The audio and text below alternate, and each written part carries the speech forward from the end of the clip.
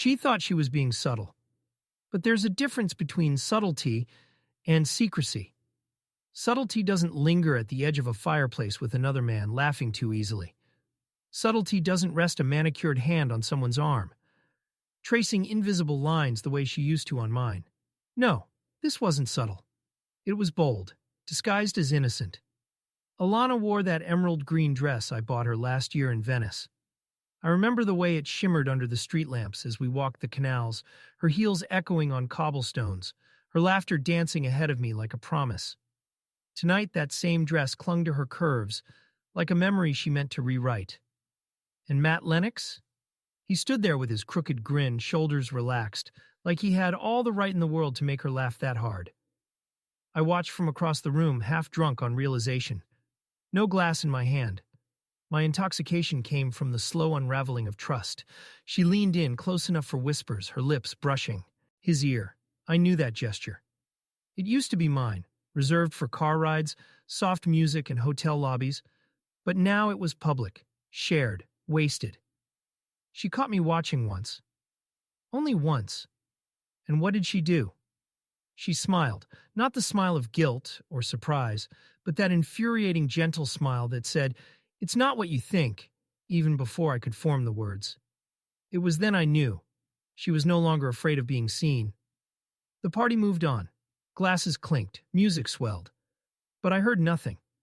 My focus narrowed to the way she touched his arm again, lingered a beat too long, and tilted her head just so. It was choreography, a dance they'd rehearsed long before tonight.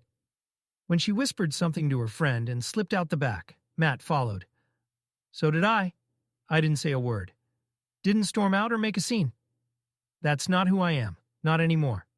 I waited outside, heart thudding, breath quiet. When they got in his car, I followed. Not closely, not to catch them, just to know, to confirm, what my soul already suspected. She wasn't heading somewhere new. She was heading back to the place where she once said she loved me. And I needed to see exactly what she meant by that now. The road wasn't unfamiliar. It curved like a question I hadn't wanted to ask myself for months.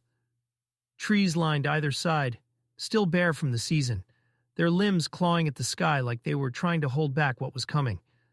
I kept a few cars' lengths behind, headlights off. I didn't need to see them. I knew who they were. I just needed to know where they were going.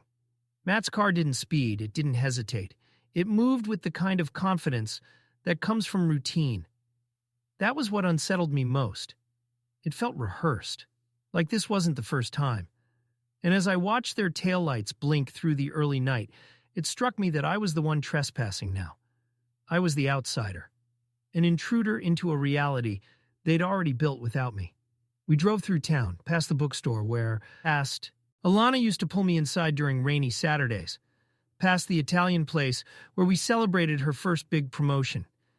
Each landmark whispered old things, soft reminders of how far we'd drifted. Not all at once, but like water carving stone, bit by bit, until the shape was unrecognizable. I could have turned around, could have pretended it didn't matter, that I didn't care. But that's not the truth. I cared. I cared enough to follow, not out of vengeance, not even out of pain. I needed proof, not for her, but for me, because part of me still believed I was overreacting, that maybe, just maybe, it was innocent. But when Matt turned left, off the main road, down a narrow path of memory, I knew exactly where they were headed. My chest tightened. I didn't need to guess. The turnoff led nowhere except to one place, the park, our park. The lot was nearly empty. Just one other car parked near the far end. Matt's. He pulled in casually like this place didn't hold ghosts. Like he hadn't just brought her to the most sacred memory I had. I parked farther down, behind the tree line. Killed the engine. Sat in the silence and let it wash over me. It had been years since I came here alone. Years since I stood on that path without Alana's hand tucked into mine. I stepped out of the car slowly, careful with my footing, as if I might disturb something fragile. Like the past hadn't already shattered itself. They walked toward the oak tree. The one where we carved our initials when we were young and stupid and believed in always. They were laughing again. She held his arm like it was a lifeline, her head tilted back in that way that used to be reserved for me. I stayed behind the line of trees, close enough to see but far enough to stay invisible. The shadows were thick, the night just dark enough to give me cover. But I could see them. Clear as day. She touched his cheek. He tucked her hair behind her ear. And then she sat. On our bench. The bench where I proposed. Where she cried, and said she had never felt more sure of anything in her life. I remember the way her hand trembled when she reached for the ring. How she kissed me like I had just given her the world. Now she was sitting there like it was any other bench. As if love had never lived there at all. Matt sat beside her, close. Too close. She leaned in, her hand on his thigh, her fingers tracing patterns that used to belong to me. I didn't breathe. Couldn't.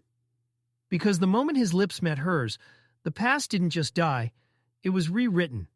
Right there. On that bench. There's a moment when grief doesn't roar. It whispers. When it doesn't slam into you like a wave, but slips beneath your skin like cold water. Spreading. Quiet and relentless. I stood there in the shadows, rooted to the soil under that oak tree. And I felt it. Not anger, not disbelief. Just a quiet, heavy certainty. This was the end of something I hadn't realized was already over. She laughed again, softly this time, like a secret between lovers. And I watched her reach for his hand, lacing their fingers together like she used to do with mine on Sunday mornings. I remember the weight of her hand in mine, how it always felt like home. Now, that comfort had been passed to someone else. Easily, effortlessly. The bench creaked under their shared weight, just as it used to when we sat close, her head on my shoulder, talking about the names we might give our kids. We never had them. Life got in the way. Careers, timing, maybe fate. But this spot was where we dreamed them up all the same. And now she sat here with a new dream, a dream I wasn't part of. Matt leaned in closer. His mouth moved, words I couldn't hear, but her reaction was clear. She blushed, grinned, pressed her forehead to his in that intimate way she once saved for private moments with me. It was like watching someone perform my memories in a play I hadn't auditioned for. And then came the moment that broke it all. She reached into her coat pocket and pulled out something small. Something I recognized instantly. The silver bracelet.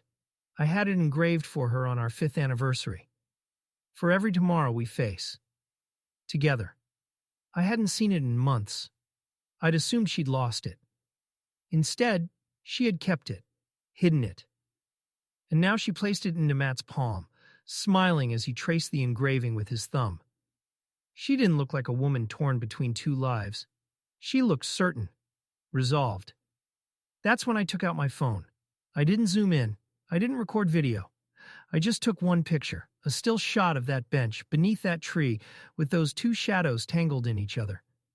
I didn't need more. That image would say what words never could. That everything sacred had been desecrated. And not with malice, but with ease.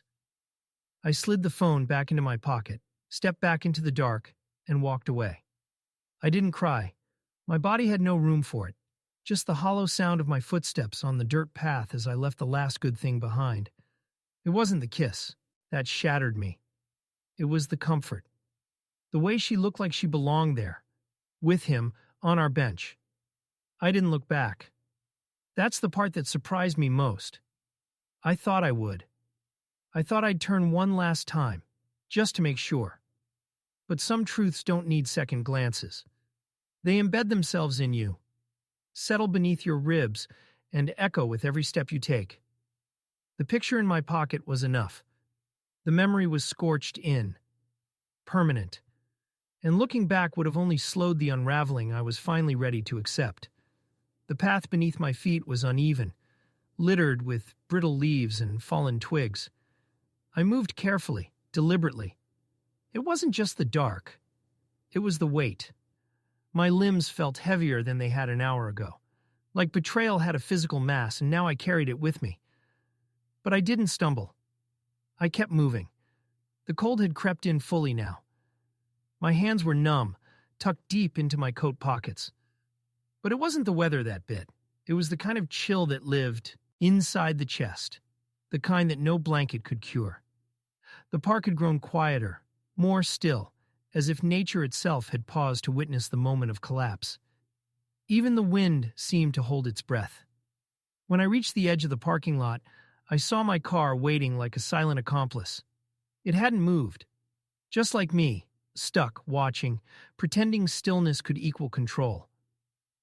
I unlocked the door, slid into the driver's seat, and sat there for a long time. No music, no movement.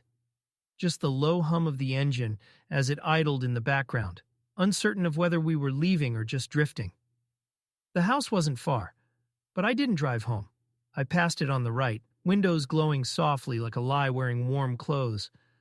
I wondered if she'd come back later, slipping through the door with practiced ease, wiping away tonight like it hadn't happened.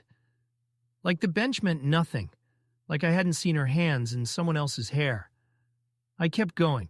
Street after street blurred past me in the dim glow of street lamps, and I found myself heading nowhere in particular. Just away. I pulled off into an empty rest stop, parked under a broken lamppost, and finally looked at my phone. One message. "Where are you?" From her.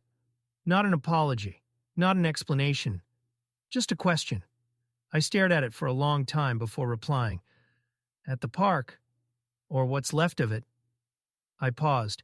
"Don't worry, you don't need to come back." I turned the phone over and set it on the passenger seat. Then I reached into the glove box, pulled out the ring, the one I had taken off 6 months ago when the distance started growing, but never had the courage to let go of. I held it between my fingers. I didn't toss it. I didn't pawn it.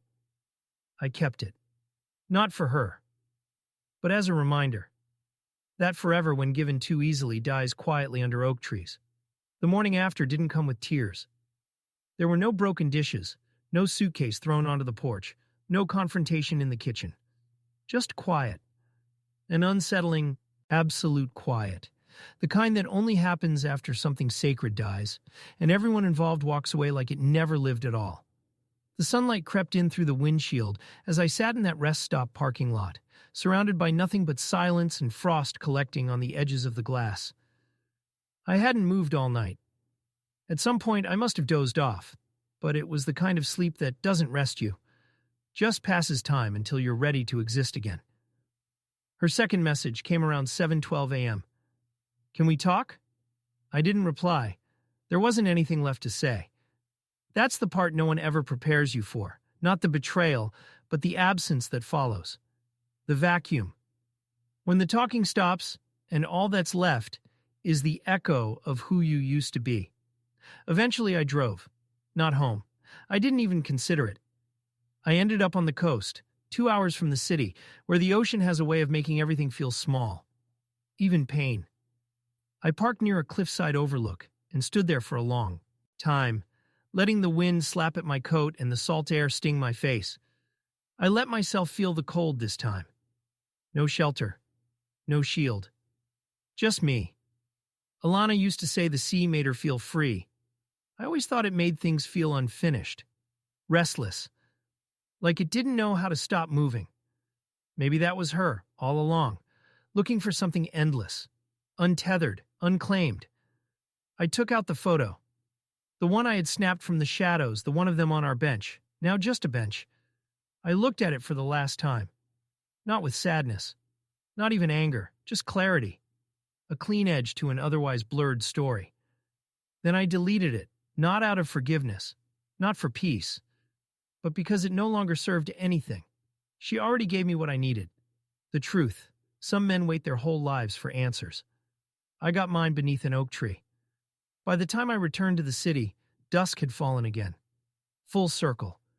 I stopped by the apartment I kept after we married, the one I'd never let go of, even when she asked why. I think I always knew I'd need a place of my own again one day. I unpacked slowly. A single duffel bag, the ring on the nightstand, my phone face down. I didn't check it again. There was no final message. No pounding on the door. She wouldn't come, not because she was afraid, but because, in her own way, she understood. The man she laughed with under that tree wasn't the betrayal. The choice of where she did it, that was the goodbye. And I had heard it loud and clear, without a single word.